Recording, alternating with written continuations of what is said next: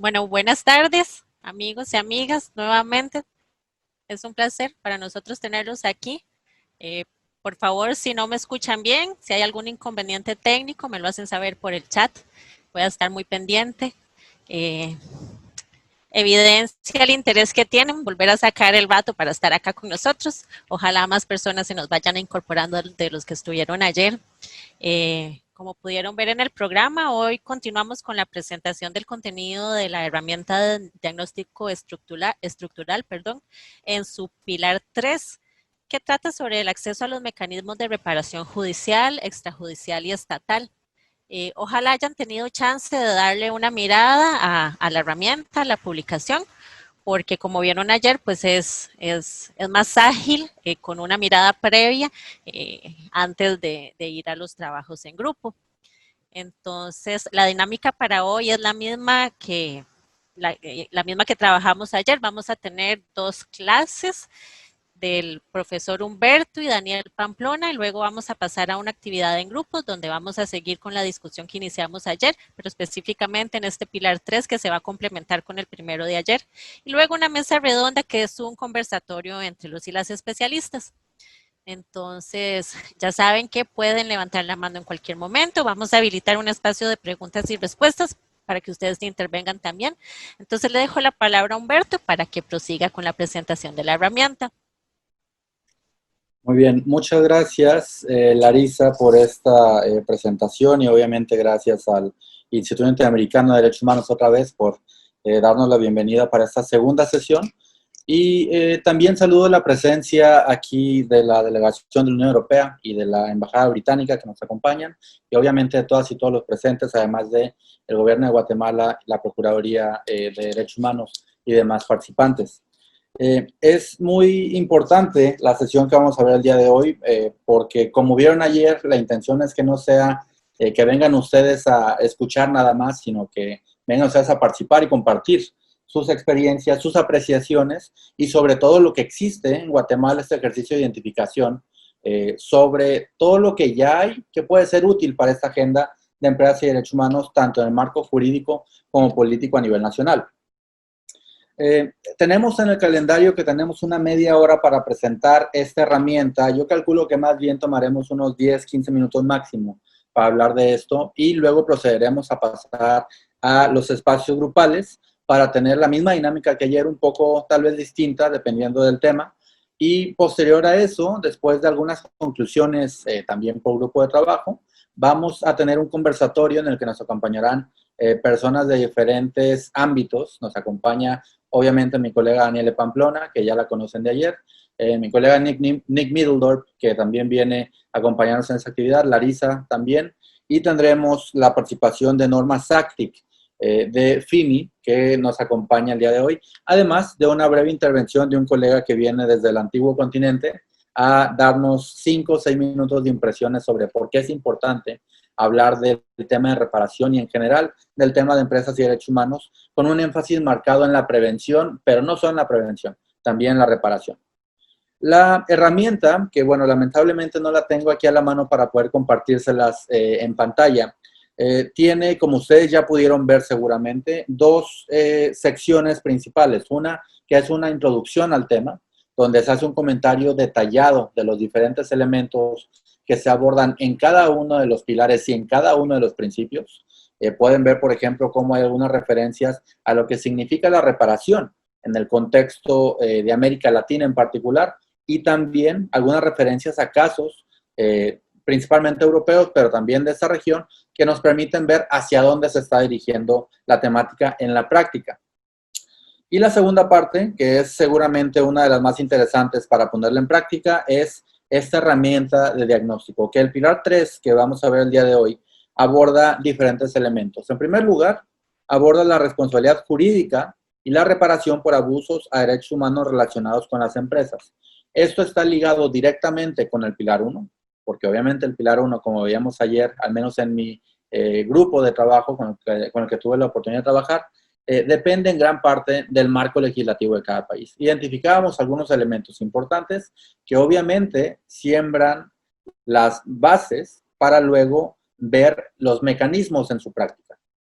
La intención es identificar en este mismo instante qué hay ya en el marco jurídico de cada país para ver cómo se puede utilizar en estos contextos. Y tal vez no sea lo más común ver sentencias, por ejemplo, decisiones judiciales sobre estas cuestiones, pero poco a poco, con un análisis muy cuidadoso, podemos encontrar cómo hay diferentes desarrollos a nivel nacional que permiten analizar lo que significa la responsabilidad empresarial y también, obviamente, la obligación del Estado.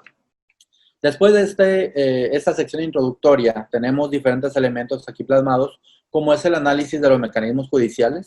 Y ayer que hablábamos de algunas diferencias que hay tal vez con otras herramientas, aquí entramos en mucho detalle y fue algo que cuidamos mucho el equipo de expertas y expertos que me acompañaron en este proceso de redacción de esta herramienta, que pueda reflejar qué es la reparación en la práctica. Hablar de reparación como tal vez suena a algo muy idealista, pero ya que lo traemos a los mecanismos que existen y con particular enfoque en lo que hay a nivel interamericano, por ejemplo, a través de la jurisprudencia, nos da una imagen muy clara de qué es lo que significa la reparación en la práctica, incluso cuando se trata de actividades empresariales y su impacto en los derechos humanos. Además de esta herramienta, que la parte de trabajo sobre este tema estará a cargo de mi colega Daniele Pamplona, hay una segunda sección que aborda los mecanismos extrajudiciales. Y aquí vemos diferentes elementos. Por extrajudiciales podemos encontrar tanto los mecanismos alternativos de solución de controversias, usualmente dependientes o del Estado, del Poder Ejecutivo, perdón, o en muchas ocasiones del Poder Judicial también, en varios países. Vemos algunas barreras que hay en la práctica para acceder a esos mecanismos extrajudiciales incluso, y el papel que tienen las instituciones nacionales de derechos humanos. ¿Por qué es importante ver este papel? Por algo que comentábamos ayer, hay una dimensión amplia de trabajo que se puede hacer al respecto, tanto en el tema de diseminación o difusión de los contenidos que existen en este tipo de instrumentos o herramientas, como en algunos casos la función que tiene para recibir y resolver quejas en casos específicos. Además, obviamente, la función de construcción de capacidad que se debe ofrecer principalmente frente al Estado. Muchas veces cuando se hacen recomendaciones, por ejemplo, va acompañada de una recomendación de capacitación para el Estado, pero no hay un límite para que sea solamente el Estado el que pueda ser sujeto de esa capacitación y se puede ampliar obviamente al sector social, a la sociedad civil, a otras áreas que tal vez no tengan que ver directamente con el gobierno o incluso tal vez también al sector empresarial. No hay una fórmula para eso, cada institución determina cuál es su posibilidad y su situación, pero es ciertamente una alternativa que está presente. Y finalmente, y eso es algo que me gusta resaltar también de esta herramienta, que usualmente no se logra capturar con esta dimensión, es qué pasa con los mecanismos de reparación no estatales. Ayer que nuestra compañera Daniel le daba la introducción sobre las tres dimensiones de la reparación que plantean los principios rectores, encontrábamos, número uno, lo judicial como algo lógico, algo que existe en el derecho internacional y ciertamente en el derecho interno de América Latina, de forma generalizada. La parte extrajudicial que existe en muchos casos y que va usualmente en aumento también sobre esta cuestión, pero una herramienta que tal vez no se ha logrado visibilizar tanto, y justo la ONU publicó un informe sobre esto hace un par de semanas, son los mecanismos de reparación no estatales, sobre todo cuando vemos que hay un vínculo entre el Estado y la empresa. Lo que ayer mencionaban del principio 4, sobre el nexo entre Estado y empresa, es justamente el área de enfoque que tomamos aquí y que es algo que obviamente es un área de oportunidad para desarrollar la práctica en esta cuestión. Hay muchas probabilidades de que no haya mucha práctica porque obviamente es un tema que va surgiendo a nivel internacional, pero la intención es empezar entonces a reflexionar sobre qué significa esta cuestión y cómo se puede utilizar en el marco del derecho interno y de la política interna que tiene cada país. En ese sentido, bueno, como ya mencionaron, les invitamos a referirse a este documento. Es un documento pensado para la práctica de la cuestión de los derechos humanos y las empresas, el análisis y el diagnóstico en particular, que permita sembrar las bases desde las cuales se debe construir. Con esto se puede constatar qué es lo que ya hay en el marco jurídico interno, en las políticas públicas a nivel interno, y hacia dónde se puede avanzar obviamente teniendo en cuenta el contexto nacional, sin seguir necesariamente una fórmula o receta única que pueda ser útil para ciertos países, pero no necesariamente aplicable para otros.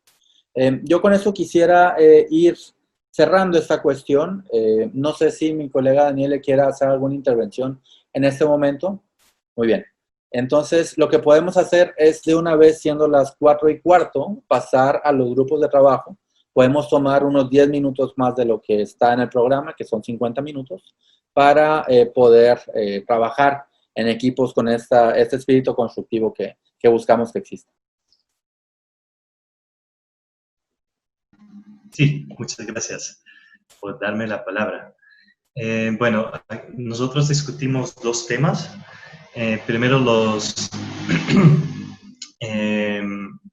los mecanismos de reparación estatales, para después discutir las medidas no estatales, aunque ahí, bueno, también empezamos a discutir medidas estatales. Inicialmente discutimos un poco más sobre un caso conocido en Guatemala, el caso de la mina Marlin, donde la Comisión Interamericana de Derechos Humanos solicitó medidas, pues ordenó medidas cautelares para las 18 comunidades afectadas por la mina. Los dos temas de contención ahí en este momento eran la supuesta contaminación de aguas y también la falta de consulta.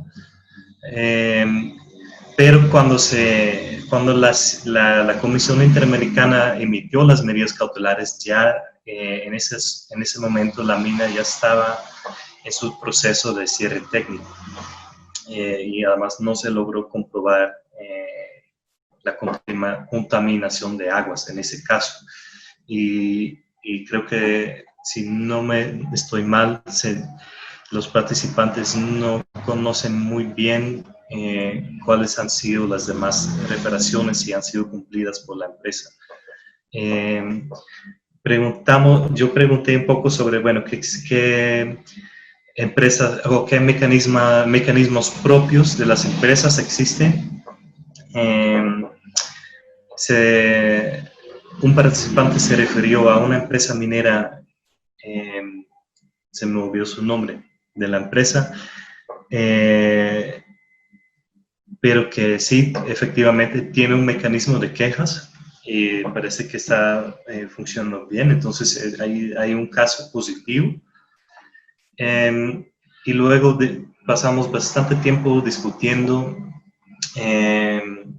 las mesas de diálogo, que son donde el Estado actúa como mediador entre las empresas y las comunidades, pero sí se está señalando que en esas mesas de diálogo, aunque hay buenas experiencias, generalmente también se genera esas mesas de diálogo ya cuando el conflicto está entre la empresa y la comunidad, y donde ya es muy difícil o en muchos casos imposible buscar un consenso. Generalmente, y se ha visto que el Estado pues puede toma más seguido o favorece a la empresa. Y por ejemplo, hay casos donde se dan las mesas de diálogo al mismo tiempo que se está llevando a cabo órdenes de desalojo. Entonces, esto genera una situación donde uno dice, bueno, que hay que discutir dónde está el diálogo si se está desalojando al mismo tiempo.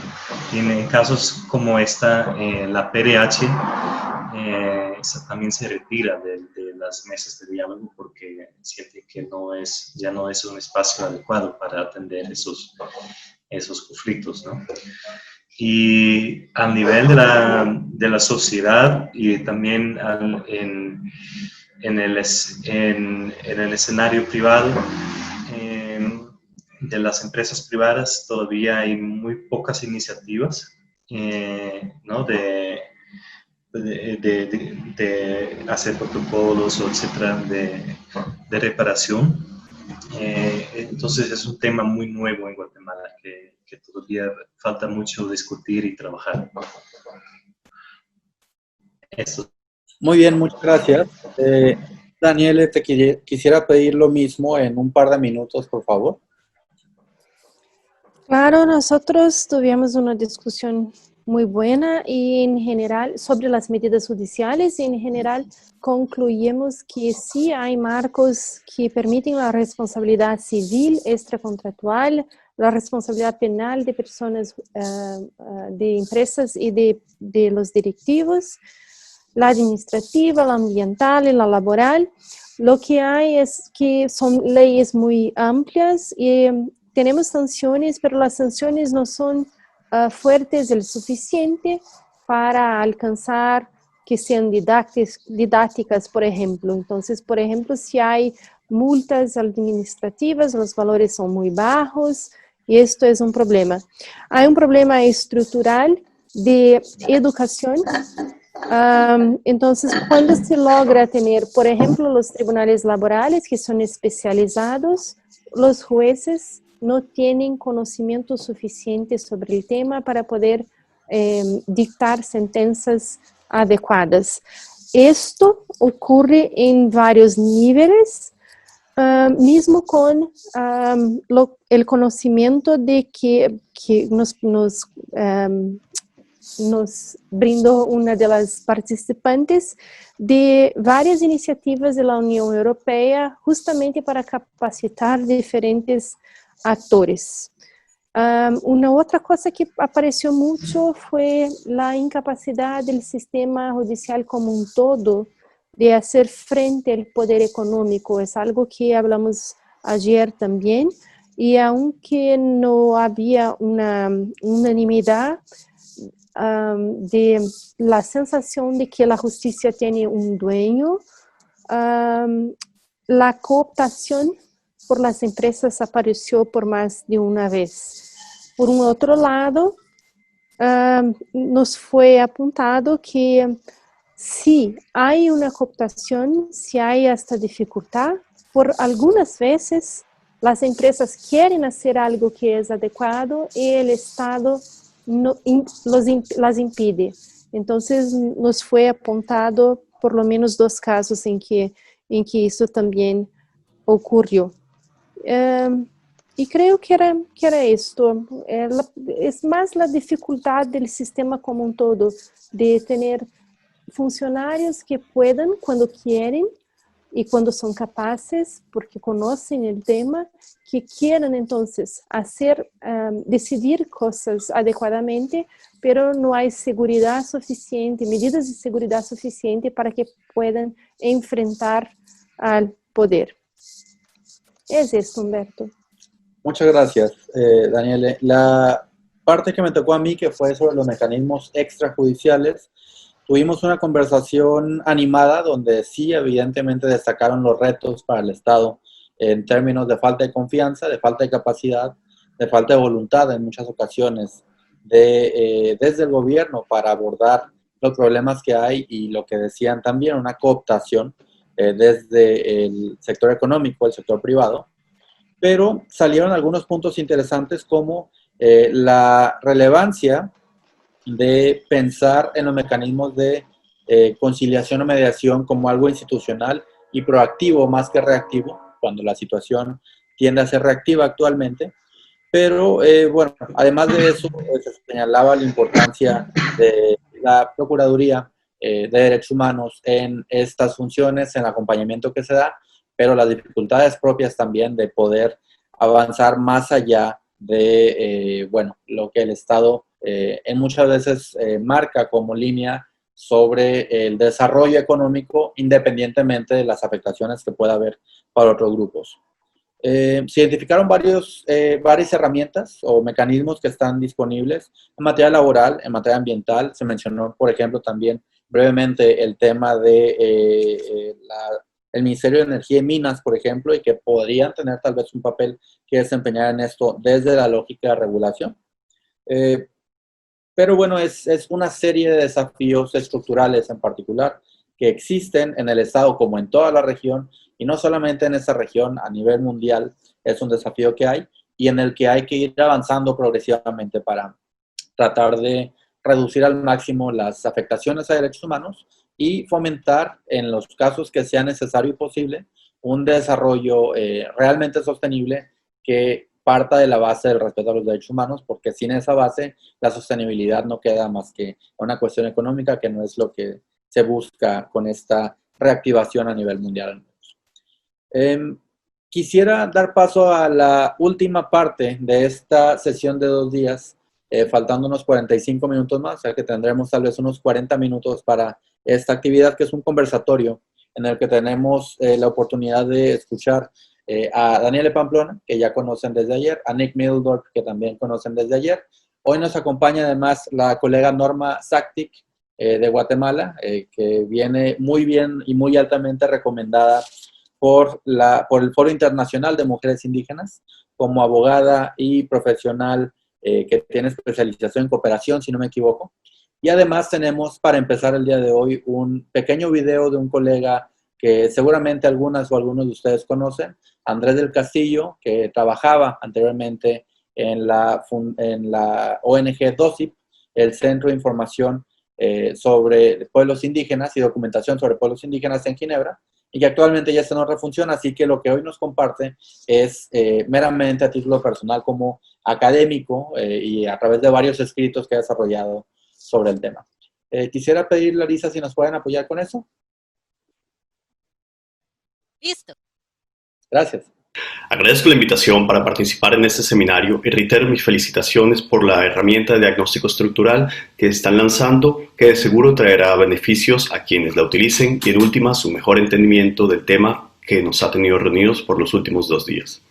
Sobra decir que soy abogado senior del Centro para el Derecho Ambiental Internacional y estoy radicado en Ginebra, aunque los siguientes comentarios los hago en condición de académico, ya que en exclusiva les adelantaré algunos apartes de lo que será mi contribución para el libro sobre el tratado vinculante en empresas y derechos humanos.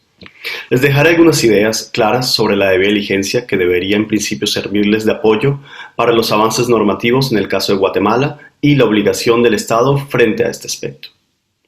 El concepto de debida diligencia empresarial en derechos humanos debe entenderse bajo 2 acepciones. Primero, como principio, es decir, estándar de conducta, y segundo, en su dimensión o carácter procesal, que acarrea obligaciones preventivas. Esta doble dimensión moldea el deber de protección y respeto del Estado y la responsabilidad y respeto de las empresas, al tiempo que ayuda a la gestión de riesgos propios de estas y pueden moldear nuevas ventajas competitivas. En últimas, las empresas son muy altamente influenciadas por 2 corrientes de aire que se denominan fuerzas del mercado, la competencia de un lado y la reputación. Las relaciones entre el derecho internacional de los derechos humanos y el corporativo han ganado fuerza, aunque no con la celeridad necesaria para garantizar una protección equilibrada y menos asimétrica que mantenga la confianza de los subvencionistas de un lado al tiempo que respeta los derechos humanos en los lugares donde se materializan las operaciones. En el principio rector número 15 se establece que la debida diligencia en derechos humanos es una forma de hacer efectivo el deber empresarial de respetar los derechos. Esta oportunidad me centraré primero en el deber de diligencia del Estado para interiorizar y hacer cumplir la debida diligencia por impactos negativos potenciales o reales de las actividades comerciales y finalizaré con las obligaciones del Estado frente a los acuerdos comerciales y de inversión y la debida diligencia. Existe un principio en derecho internacional que reconoce la responsabilidad del Estado por actos privados cuando no se actúe con la debida diligencia para prevenir violaciones o abusos de derechos o para investigar, castigar actos de violencia y para proporcionar reparación. Ya en 1988, en el contexto latinoamericano, la Corte Interamericana de Derechos Humanos sentenció en el caso Velázquez Rodríguez versus Honduras que un hecho ilícito violatorio de los derechos humanos que inicialmente no resulte imputable directamente al Estado puede acarrear la responsabilidad internacional del Estado, no por ese hecho en sí mismo, sino por la falta de debida diligencia para prevenir la violación o para tratarla en términos requeridos por la Convención Interamericana. A nivel de pactos internacionales, los 2 comités, el de Derechos Humanos y el de Derechos Económicos, Sociales y Culturales de la ONU, han aclarado dicha obligación. Por ejemplo, este último comité en su observación general número 24, menciona que la obligación de proteger entraña el deber positivo de adoptar un marco jurídico que exija que las empresas ejerzan la debida diligencia en materia de derechos humanos, de evitar que se conculquen esos derechos y de responder de las consecuencias negativas que hayan convocado o contribuido a provocar sus decisiones y operaciones y las de las entidades que controlan en el disfrute de los derechos consagrados en dicho pacto de ESC. Entonces, el deber del Estado no se limitaría a legislar, sino a tomar y ejecutar las medidas de seguimiento y de implementación de las leyes y políticas de debida diligencia, con lo que cumpliría con su deber de protección de los derechos. Cabría preguntarse si la legislación y las políticas sobre debida diligencia bastarían como elemento preventivo de efectos negativos de las empresas y sería suficiente para mermar la responsabilidad de un Estado. Pero frente a esta pregunta no hay una respuesta unísona. Para concluir sobre este primer punto, les mencionaré brevemente las obligaciones del Estado frente a los acuerdos comerciales y de inversión y cuál es la óptica frente a la debida diligencia en derechos humanos. En particular, los acuerdos comerciales de inversión pueden afectar los derechos humanos de diversas maneras, como por ejemplo limitando la posibilidad del Estado de legislar sobre debida diligencia o planteando excepciones e interpretaciones a los requisitos mínimos de debida diligencia y limitando o negando en la práctica el acceso a la justicia. Actualmente, un poco más del 9% de los acuerdos de inversión, 220 para ser exactos, contienen en el preámbulo una referencia a aspectos de inversión social, tales como derechos humanos. Y solo 1.5% de dichos acuerdos de inversión, es decir, 24 de 2.572 acuerdos mapeados, tienen cláusulas de responsabilidad social empresarial.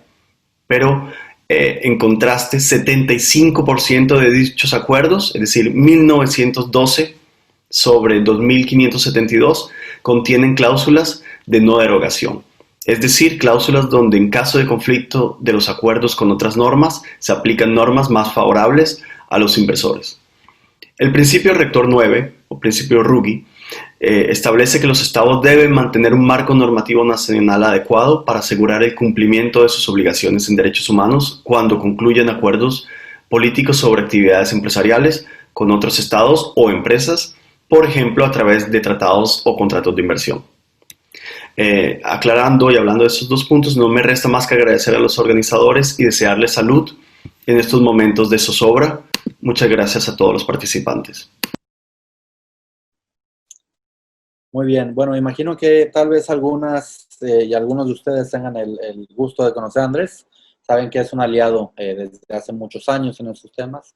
Y bueno, agradezco también su participación a distancia, aunque no puede estar con nosotros presencialmente ni virtualmente, porque obviamente en Ginebra a estas horas ya son pasadas la medianoche, entonces no era lo más apto para su salud tampoco mental.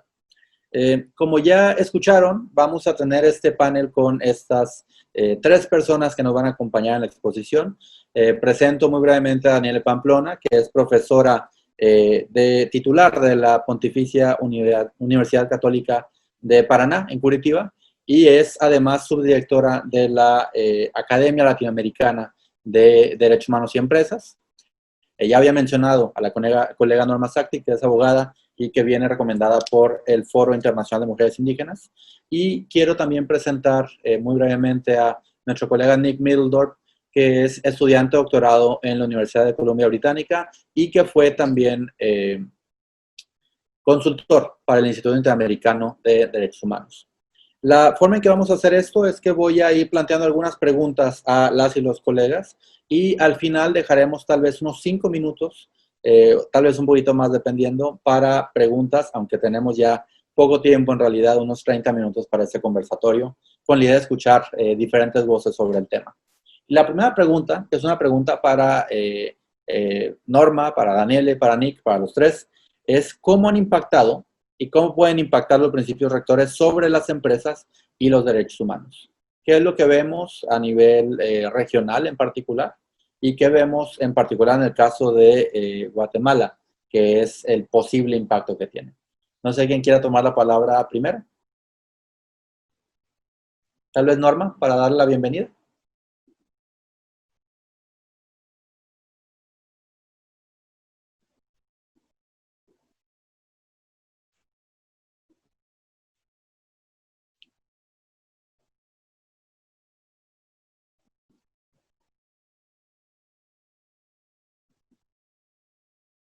Tal vez todavía no se puede. Norma, ya le abrí el micrófono. Sí, ella tiene que aceptarlo. Ok, listo. Sí, creo que sí la escuchamos. Bueno, están muy buenas tardes a todos y todas. Agradecerles la invitación también al Foro Internacional de Mujeres Indígenas por facilitarnos ese espacio que nos permite compartir con ustedes de alguna manera el trabajo que hemos desarrollado y nuestra mirada como mujeres indígenas en este espacio. En relación al impacto que realmente tienen las empresas en Guatemala, definitivamente para nosotros como pueblos indígenas es un poco negativo, definitivamente por no cumplir algunos principios que ya veíamos en este caso, en el tema en el marco de los derechos humanos, el tema de proteger, respetar y remediar de alguna manera lo que se tiene que impulsar. Nosotros en los territorios indígenas pues tenemos diversidad de recursos que nos ha permitido sobrevivir y vivir de alguna manera nuestros propios sistemas de vida desde la parte política, económica, cultural, estratégica. Sin embargo, han sido también objeto de poder apropiarse de algunos territorios en pueblos indígenas por los recursos naturales que existen en ellos. Sin embargo, creemos que en materia de derechos humanos, de alguna manera, el impacto ha sido muy negativo porque primero trae como consecuencia el distanciarse de los principios que nos lleva a conocer o a valorar en este caso la madre tierra. Eso es uno de los primeros impactos que ha tenido, el cómo nos hace repensar, el cómo enfrentar este tipo de acciones cuanto atentan en contra de la vida, porque de alguna manera nuestra visión cósmica va en función de los seres humanos versus cosmos, naturaleza, y eso hace que de alguna manera nos afecte todo lo que le pasa a la madre tierra. Eso ha sido un impacto. Lo otro es que no tenemos voz y voto. No tenemos voz y voto en las decisiones que los gobiernos en turno han tenido en Guatemala. Eso es una gran brecha que tenemos los pueblos indígenas y es una deuda que tienen los gobiernos con nosotros porque no hay un sistema de comunicación, de poder sentarnos y dialogar y decir, bueno, cuáles son los intereses de los pueblos indígenas cuando se atentan en contra de los territorios de pueblos. Entonces, eso es una limitante, son los impactos que se ha tenido, incluso el tema de la pobreza, del acceso a la salud, del acceso a la educación, los servicios públicos del Estado, pues no garantiza que de alguna manera tengamos esa oportunidad de poder curarnos, pero también de poder tener acceso a la educación. Hemos creado nuestros propios sistemas de educación, incluso de trabajo, porque ahorita en esta crisis, en esta actual coyuntura de la pandemia, pues se habla mucho que van a ser beneficiados, por ejemplo, con un bono, pero nuestros pueblos indígenas no tienen ese acceso, primero porque la tecnología, segundo, no tienen, por ejemplo, algunos no tienen luz en las comunidades, resulta que necesitan un recibo de luz para poder acreditarse. Entonces, si vemos, las brechas son muy grandes y muy profundas en relación a esa comunicación que deben tener los pueblos indígenas con los estados. Entonces, los impactos son muy grandes, empezando con la pobreza, la salud, la educación, las desigualdades que existen en este país. No se ha reconocido, hay una instancia dedicada a promover a que la sociedad pueda equilibrar esa parte de poder vernos como iguales, sin embargo, el reto es muy grande todavía. Muchas gracias. Quisiera pasar la palabra para no tomar segundos innecesarios a Daniele, por favor, sobre tus impresiones de este mismo punto. Claro, Humberto, gracias. A mí me gustaría decir que creo que los principios, ellos pueden ser un instrumento muy importante, porque en primer lugar, es algo que viene de fuera adentro para los países. Entonces, es como que un instrumento que todos los actores pueden se servir para hacer frente a los retos y para demandar del Estado y de las empresas también conductas diferenciadas. Entonces, creo que los principios, ellos hablan para el Ejecutivo, diciendo al Estado exactamente cuáles son las políticas públicas que deben tomarse, al legislativo también cuáles son las mejores leyes, y hoy, por ejemplo, tuvimos la oportunidad de ver cómo las leyes pueden ser reforzadas, pueden avanzar. Habla también el judiciario, ¿por qué no? Es posible que el judiciario se utilice del contenido de los principios justamente para decidir, para dictar sentencias que sean adecuadas y buenas para la protección de derechos humanos. Hablan también para la academia, porque la academia también puede utilizar los principios para empezar una discusión dentro de los países. Y por fin abre a las instituciones de derechos humanos, a los defensores que tienen en sus manos, de mi manera de ver, tienen en sus manos un documento que les da respaldo para lo que quieren plantear delante de lo Estado. Entonces yo creo que el impacto que es posible retirar de los principios es bastante amplio, aunque no sean, como decíamos ayer, no sean compulsorios. Hay que de ellos tentar al menos enfrentar los retos y demandar del Estado alguna mudanza, algún cambio. Gracias. Muchas gracias. Sí, ciertamente no son perfectos, pero son herramientas que permite, en la medida que haya voluntad política y voluntad empresarial, avanzar hacia ciertas mejoras. Nick, tu impresión, por favor. Hola, buenas tardes. Muchas gracias por darme la palabra. Yo pienso que los principios rectores aún pueden servir si no hay si no hay voluntad ni política ni empresarial. Si la sociedad civil, si las instituciones de derechos humanos se apropian de esa herramienta, también para sus acciones de incidencia, ¿no? A las empresas, sobre todo las empresas multinacionales, no les gusta el daño reputacional.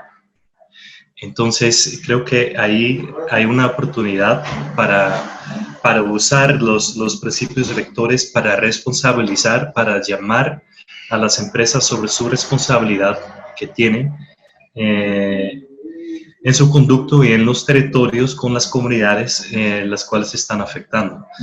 Entonces, yo creo que ahí en Guatemala, que sabemos todos que es un contexto muy complicado, con poca voluntad política, pero ahí creo que sí hay espacio para que la sociedad civil, las organizaciones que acompañan a las comunidades aprovechan de esa herramienta para su labor de defensa de los derechos humanos. Gracias. Sí, en efecto, el tema de la voluntad política es un tema bastante sensible, pero también hay que decir que la voluntad política puede cambiar de un día a otro, ¿no? Y esa es la esperanza que hay de que el cambio vaya acompañado no solo de esa voluntad política, sino de la voluntad empresarial de avanzar en estos temas, sobre todo viendo los avances o desarrollos que hay a nivel de Europa, que son muchas de las empresas que participan en nuestro territorio, y ojalá que con el funcionamiento de los mecanismos canadienses en la materia pueda haber también otros desarrollos importantes que busquen la protección de los derechos donde operan las empresas, no donde están las matrices. Quiero continuar contigo, Nick, para dar la siguiente pregunta, que es una pregunta, me parece muy importante, sobre las personas defensoras de derechos humanos. ¿Cómo puede mejorarse la protección y el respeto de sus derechos humanos? ¿Qué ves que hay a nivel regional, internacional, como medidas que se pueden adoptar? Bueno, esta es una pregunta muy relevante. América Latina es conocida como la región del mundo que más asesinatos de defensores de tierra y territorio tiene. A nivel mundial, según la ONG Global Witness, que que investiga este tema, hay aproximadamente 200 asesinatos registrados por año en el mundo. La mitad ocurre en América Latina. Y lamentablemente, el año pasado, el año 2009, se registró 16 asesinatos en Guatemala. Es decir, Guatemala tiene está liderando la lista con 4 países más que son Filipinas, Colombia, Brasil y India. Pero a diferencia de esos países, Guatemala es un país pequeño. Brasil tiene 200 millones de habitantes, Guatemala 16. Entonces, si comparamos estos países, la tasa de homicidios de defensores en Guatemala es muy alta. Después está el tema de la criminalización. No hay, creo que, una investigación que capta el alcance o el grado de criminalización en la región. En Guatemala sí hay algunos datos, pero la criminalización es tal que hay comunidades donde el 90% de los hogares tienen órdenes de captura. Entonces, hay personas que no pueden salir de su comunidad por miedo de ser detenido. Se está usando la prisión preventiva para mantener defensores imprisionados, encarcelados durante meses sin proceso. Entonces, creo que antes bueno, si hablamos de respeto, primero tenemos que de alguna manera acabar con la falta de respeto, ¿no? Y la criminalización, la represión, que muy a menudo son las mismas empresas que empujan la criminalización, que son las que ponen las denuncias. Un caso que conozco, el caso de la represa Santa Rita, por ejemplo, hubo una fuerte presión desde los inversionistas en Estados Unidos a la política local para capturar, etcétera, ¿no? A los defensores. Y esto es un panorama muy de riesgo. Yo creo que un tema que no se ha discutido mucho ni en Guatemala ni en la región es fomentar o considerar medidas de protección no occidentales. Entonces, aquí lo puedo ver. Yo estoy actualmente en el Cauca, Colombia, donde las comunidades indígenas tratan también de organizar su propia medida de protección a través de la Guardia Indígena. Entonces,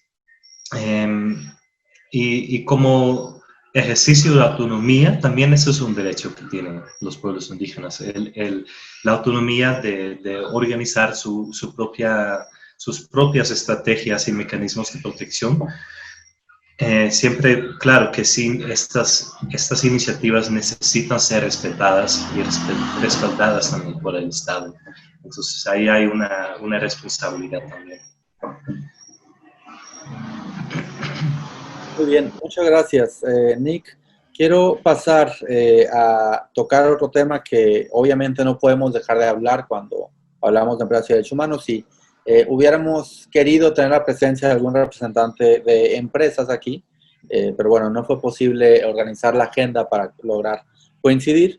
Y quisiera preguntarle a Daniele, justamente lo que estamos hablando desde hace ya, yo diría que varios años entre nosotros dos, para la actividad empresarial y para la lógica del empresario, ¿qué son los principios rectores y qué se puede hacer con ellos? Porque pueden funcionar, aunque sabemos que es difícil a veces hacerlo funcionar. Sí, Humberto, gracias por la pregunta. Primero tenemos de ver qué es esta lógica empresarial. Si es una lógica que pide a la empresa que tenga más y más lucros, los principios van a significar una cosa. Pero si la lógica empresarial es otra, es una lógica que ya dice a la empresa que ella tiene otras obligaciones que no son solamente el lucro, pero hay otras obligaciones con el entorno, con las personas que se relacionan con las empresas, los principios pueden significar una otra cosa. Entonces, si es el primer caso de que la lógica de la empresa es la busca por un lucro cada vez mayor, yo creo que los principios funcionan como un límite, como si las empresas pueden buscar el lucro cada vez más, pero hay un límite muy claro de hasta dónde pueden ir, cuánto deben respetar los derechos humanos cuando buscan estos lucros más largos. Pero para las otras empresas que tienen conciencia de que sus objetivos deben ir além, más allá del lucro, creo que una primera cosa que los principios hacen es funcionar como un guía para que ellos saiban exactamente lo que deben hacer. Aunque no sean compulsorios, aunque los principios sean voluntarios, si hay esta conciencia en la empresa por el órgano directivo, hay un camino en el guía. Entonces, el órgano directivo sabe que tiene de hacer una declaración política, que hacerla pública, que tiene de ser claro lo que demanda de todas las personas que se relacionan con la empresa. Los principios también funcionan, en este caso, como un guía para los inversionistas, porque los inversionistas entonces pueden mirar las diferentes empresas y saber cuáles son aquellas que son más adecuadas para que tengan inversiones, claro, mejores. Y es el mismo para los consumidores. Los consumidores también podrían se utilizar del guía para decidir dónde van a buscar las cosas que necesitan. Hay una otra cosa que los guías pueden hacer, que es aos poucos y probablemente con un poco de presión que venga del ámbito internacional, los principios van a teciendo criterios o parámetros que son interesantes para las empresas por conta justamente de lo que pueden ganar. Y un poquito de lo que le decía Nicky antes, las empresas aos poucos van vendo que si siguen los principios tienen ganos, tienen más lucros, ¿sí? No creo que es Nicky que habló esto, pero sí Andrés. Entonces esto es también algo que los principios pueden traer a las empresas. Y por fin, yo mencionaría que los principios pueden abrir los ojos de las empresas para la necesidad de que demanden de los estados parámetros más claros a seguir. Y creo que esto es muy claro hoy, cristalino con la idea de la debida diligencia y lo que está ocurriendo en Europa, cuando las propias empresas pasan a pedir al Estado que haga una ley compulsoria sobre esto. ¿Por qué las empresas quieren esto? Porque así saberán con certeza cuáles son los criterios que deben seguir y qué es que deben hacer para tener tal vez algún daño que sea un daño procesal, por ejemplo. Entonces, estas son discusiones que los principios pueden traer y que son discusiones que deben partir desde el punto de vista de las empresas. ¿Cierto? Muy bien, muchas gracias. Sí, hay muchos elementos importantes de lo que aportan y ciertamente el tema de los inversionistas es un tema que va creciendo y como dice Daniel, el hecho de pedir desde el sector privado normas claras es un indicador de la conveniencia que tiene hasta cierto momento este tipo de instrumentos como los principios rectores u otros que están a nivel internacional. Quisiera pasar ahora la palabra a Norma para preguntarle un tema difícil. Y bueno, sabemos cuál es el diagnóstico respecto a la consulta previa, libre e informada. Pero quisiera preguntarle, más que darnos la fórmula o la respuesta que conocemos del diagnóstico general de toda la región, que es que no hay una consulta ni previa, ni libre, ni informada muchas veces, ¿cómo ve que puede avanzar esta dinámica de forma efectiva para la protección de los derechos de los pueblos indígenas? Bueno, el tema de la consulta es muy discutido en Guatemala. Han habido varios intentos de poder crear un sistema, un mecanismo de consulta a los pueblos indígenas desde el Estado. Sin embargo, también es necesario mencionar que los pueblos indígenas están amparados a través del convenio 169, pero creo que sí es necesario como crear una metodología. Va a depender de qué institución es la que quiera desarrollar un proceso de consulta para poder vincular en este caso la respuesta a los pueblos indígenas. Si bien es esto, estamos alrededor de más de 60 consultas populares que se han hecho por parte de las comunidades indígenas. Sin embargo, el gran vacío es que los resultados de ser positivo pues no es vinculante, en este caso con el instrumento legal que tenemos como el convenio 169. Eso nos hace reflexionar que de alguna manera es importante aferrarnos al sistema local. Ya el Código Municipal ha sido reformado, ahí hay dos mecanismos para poder hacer consultas por medio de asambleas macros, ¿verdad? De poder consultar a la población, y creo que en este caso como la autonomía municipal pues debería de tener un sistema propio de consulta a las comunidades para poder implementar o para el diseño, en este caso, las políticas públicas que cada gobierno impulsa. Entonces creo que lo que ha faltado acá es confianza, generar confianza por parte de las autoridades con los pueblos indígenas para crear una mesa de diálogo, pero que realmente se cumplan los acuerdos, porque también no es de mentir que los pueblos indígenas se desesperan, se decepcionan, se frustran ante los procesos de diálogo porque no avanzan. Los acuerdos a los que se llegan pues no se cumplen, y eso hace que de alguna manera no exista confianza hacia las autoridades. Entonces creo yo que tenemos los mecanismos, tenemos los procedimientos ya a nivel jurídico, que lo que hace falta es ponerlos en práctica, tener una metodología en donde se diseñe con la participación de los pueblos indígenas. Eso va a crear confianza para poder generar el diálogo, la concertación, el encuentro, la armonía, el equilibrio, que son los principios que han regido la vida realmente a los pueblos indígenas, y que de alguna manera tenemos que hacerlo en colectividad. Eso es lo que ha faltado. Lamentablemente el sistema político no genera esos principios y hace que hayan vacíos, en este caso en la toma de decisiones. Entonces creo yo que hay que implementar lo que ya está en el Código Municipal, y si no, pues cada institución, en este caso del Ejecutivo, debe de diseñar un mecanismo de consulta, pero con la participación de los pueblos indígenas desde el inicio de la consulta. Gracias, excelente. Me parece que da en el clavo en todos los puntos esenciales. Yo solo quisiera decir la importancia que tiene para este tema, que tanto el Estado como el sector privado entiendan que la consulta y la intención de llegar a acuerdos es una negociación. Y si una parte dice que no, no hay negociación, ¿no? Así de sencillo. Pero bueno, muchas veces la presión económica o política, incluso política en muchas ocasiones, genera que esta cuestión no se respete. Muy bien, tenemos todavía unos 5 minutos más y quisiera pasar a la última pregunta, que es una pregunta para las 3 personas que participan, y es justamente en la línea que Norma nos indicaba, entonces le voy a ceder la palabra otra vez. Es cómo articular esfuerzos entre las distintas partes interesadas, sociedad civil, pueblos indígenas, academia incluso, gobierno, sector privado, para avanzar en esta discusión sobre la actividad económica y las responsabilidades del Estado y las empresas. Y olvidé mencionar los sindicatos, que también son obviamente muy importantes.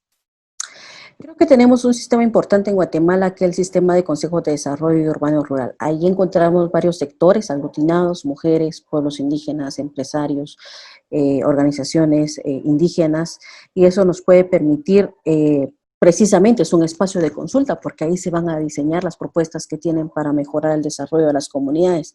Ese puede ser un primer mecanismo para poder presentarlo, y que ahí se aborden, por ejemplo, cuáles van a ser como los beneficios de tal empresa en tal territorio, cuál va a ser como la participación y la cuota, en este caso de propuesta, no de decisión, sino más bien de propuesta a los pueblos a beneficiarse, porque de alguna manera las empresas de alguna manera deben considerar primero el enfoque étnico, lingüístico, generacional, pero también la equidad. Eso permite de alguna manera equilibrar las posiciones que tienen los diferentes sectores para poder ser beneficiarios. Ahorita en esta coyuntura es crucial. ¿Por qué? Porque hay una ausencia de empleo para las comunidades que necesitan apoyarse, necesitan un ingreso. La gran mayoría de los pueblos indígenas no tienen un salario, entonces no van a ser beneficiarios, por ejemplo, de un bono 14, de otros aspectos que benefician en este caso a la población. eso implica que en este caso las alcaldías o los alcaldes y sus corporaciones deben de pensar bien cuál va a ser como la negociación que deben hacer con las empresas a nivel local, en qué calidad va a ser la participación de los pueblos. Esto también va a fortalecer, va a la democracia, va a fortalecer la democracia porque va a haber un poco más de credibilidad ante las autoridades que gobiernan determinado territorio. Entonces, yo creo que querramos o no, las mesas de diálogo, de encuentro, de concertación van a seguir siendo necesarias para poder ver las posiciones de cada sector. Y de veras, creo que es de ponernos a ver que, por ejemplo, la cultura de la población mestiza es diferente, la cultura de los pueblos indígenas es otra, y si no reconocemos eso, tanto se ha trabajado mucho ya en pueblos indígenas para dar a conocer cuál es el proceso de la multiculturalidad para pasar a la interculturalidad. Eso es importante. Ya hace 10, 15 años Cuchú hizo un trabajo importante de demostrar cuáles son como las diferencias de hablar de la multi y de la inter, cuál es el paso que tenemos que hacer para aceptarnos. Y yo creo que eso es lo que hace falta en Guatemala, encontrarnos, dialogar, para poder responder a estos principios de la protección, del respeto y de remediar de alguna manera estas diferencias, estas inequidades que hay en Guatemala. Y si me permite, no solo de Guatemala, de toda América Latina, porque es algo que sirve como reflexión para todo el país. Gracias, Norma. Muy interesante su aportación. Nick, quiero pasar contigo a la misma pregunta.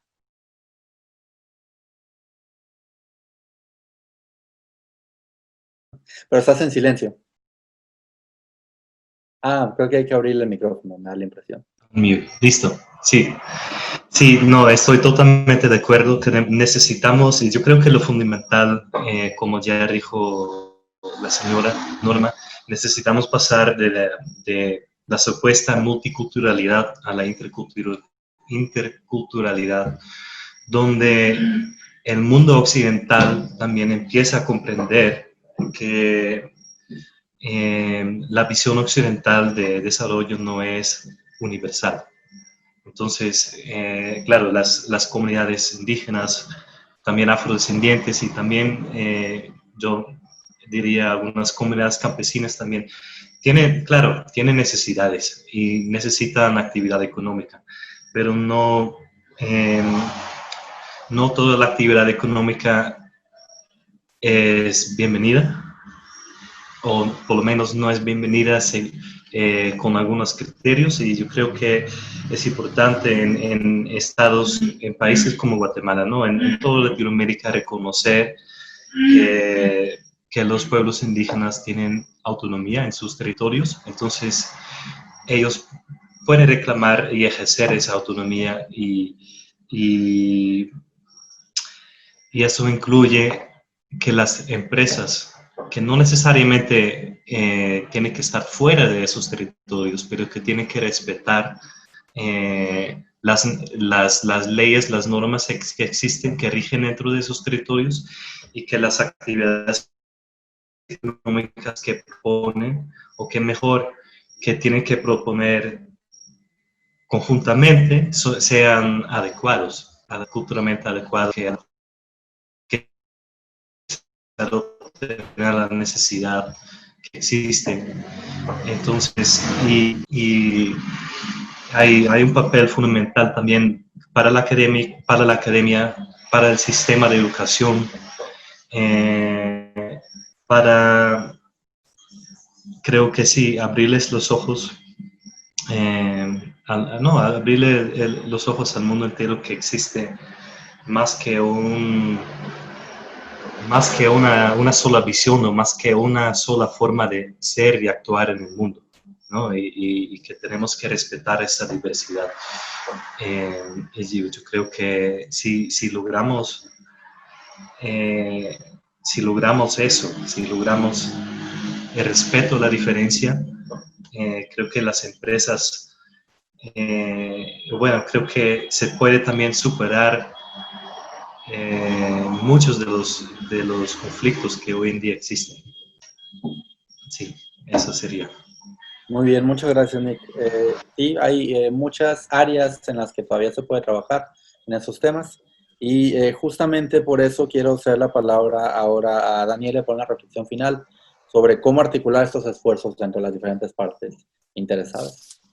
Gracias, Humberto. Yo me sumo completamente a lo que dice Norma y Nicky, pero si me permiten, me gustaría añadir que los esfuerzos deberían ser articulados en primer momento por el Estado. Creo que él es el grande actor que debería estar responsable por esto, pero comprendo que ni siempre va a tener la voluntad de hacerlo, y mismo que la tenga, muchas veces hay, como nos decía Humberto, retos políticos importantes que no permiten que el diálogo ocurra. Y ahí, claro, porque vengo de la academia, gustaría de lanzar una mirada para la academia para decir que creo que su papel, su rol, aún puede ser mucho más explorado en América Latina, porque la academia puede proporcionar el espacio necesario para que estos diferentes actores puedan sentarse a la mesa y puedan dialogar.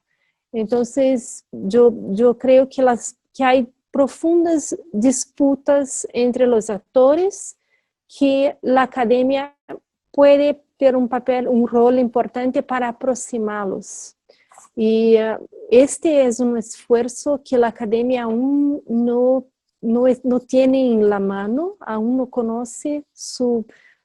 no reconoce su relevancia para hacer avanzar este tema en la América Latina. Era esto. Gracias, Humberto. Gracias, Daniela. Y justamente con esas palabras quiero resaltar por eso la importancia del Instituto Interamericano de Derechos Humanos como una institución académica que genera este tipo de espacios en este y en muchos otros temas, y por eso también creo que es muy relevante ver cómo se pueden articular esfuerzos guiados de la mano de instituciones como esta. A mí no me queda más que agradecer a nuestras y nuestro panelista por esta muy interesante discusión. A todas y todos los participantes en estos 2 días de trabajo, creo que son reflexiones que enriquecen el diálogo, que generan ya algunas reflexiones para empezar a pensar en qué es lo que sigue para Guatemala con este tema.